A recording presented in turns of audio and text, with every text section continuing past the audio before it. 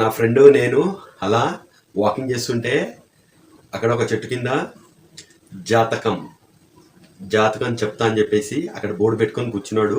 మా ఫ్రెండే ట్రై చేద్దాం అని చెప్పేసి నాతో అనడం జరిగింది. లైట్ రా అదేముండదు అంటే, కాదు అది వెళ్దాము ట్రై చేద్దాము అన్నాడు. సరే వెళ్దాం సరదాగా చూపించుకుందాం అని చెప్పేసి వెళ్ళిన తర్వాత కూర్చోండి అన్నాడు.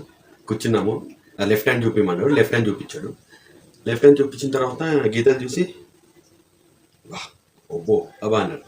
బాగానే ఉంది కదా చెప్పండి అంటే, ముందు ₹101 ఇవ్వండి అన్నాడు.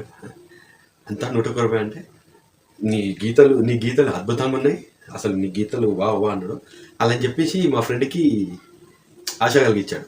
అంటే ఆగలేక అమ్మో ఏందో నా జాతకంలో అని చెప్పేసి ₹101 ఇచ్చాడు. ఇచ్చిన తర్వాత మా ఫ్రెండ్ని చూసి, నువ్వు త్వరలో పెళ్లి చేసుకోబోతున్నావు. అవును కరెక్టే అని. తర్వాత నీకు ఇప్పుడు చేసేదానికంట జాబు ఇంకా మంచి జాబ్ రాబోతుంది.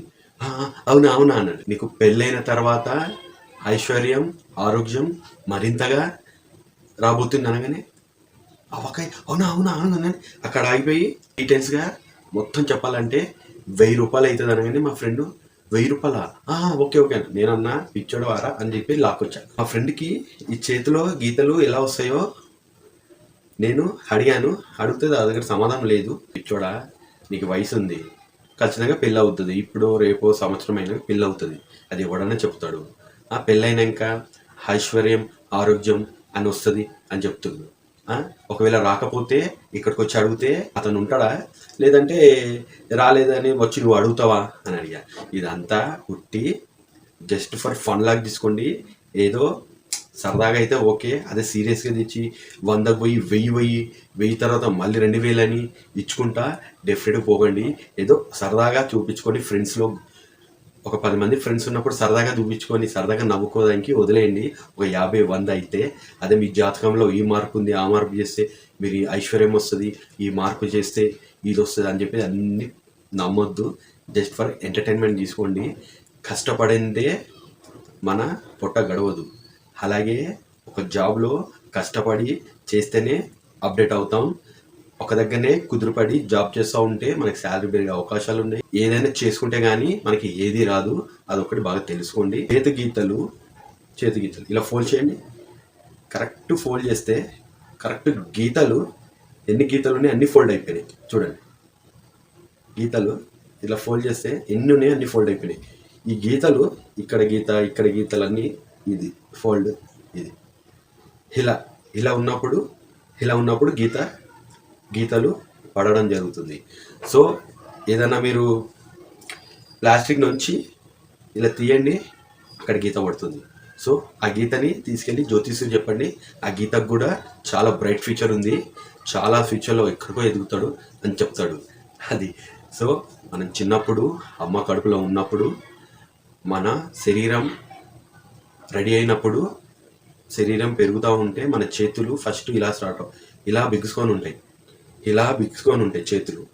ఇలా బిగుసుకొని ఉన్నప్పుడు మన చేతుల మీద ఈ రేఖలు పడడం జరుగుతుంది. అదే ఇలా ఉన్నప్పుడు ఈ చేతి రేఖలు పడడం జరుగుతుంది.